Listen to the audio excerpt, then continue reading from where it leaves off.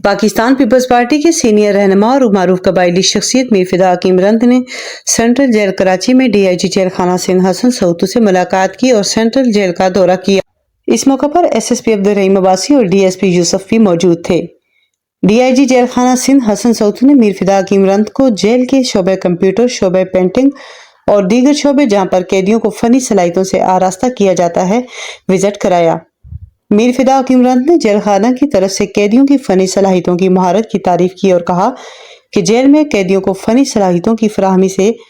वो बाहर अपनी जिंदगी एक जिम्मेदार शेरी की तरह गुजार सकेंगे और वो अपनी इन फनी सलाहियतों के सहारे अपनी और अपने खानदान की कफालत भी कर सकेंगे। इस मौके पर मीर फिदा हकीम रंद ने कैदियों के साथ शफकत और इंसानियत जैसे सलूक रखने पर डीजी जेल और उनके अमले की तारीफ की और कहा कि जेल में मुस्बत रवैये जेल से रिहाई के बाद हर कैदी अपने माजी को बुलाकर न सिर्फ जुराइम से नफरत करेगा बल्कि वो जेल में सिखाए गए हुनर को अपना हथियार बनाकर बाकी मानदा जिंदगी आसानी से एक शरीफ शेरी की तरह बसर करेगा। मीर फिदा हकीम रंद ने कहा कि पूरी दुनिया में जुराइम होते रहते हैं, लेकिन जरूरत इस अमर की है कि जुराइम के खात्मे के लिए ऐसे इकदाम की जरूरत है कि जुराइम पेशा अफराद जुराइम से नफरत करें,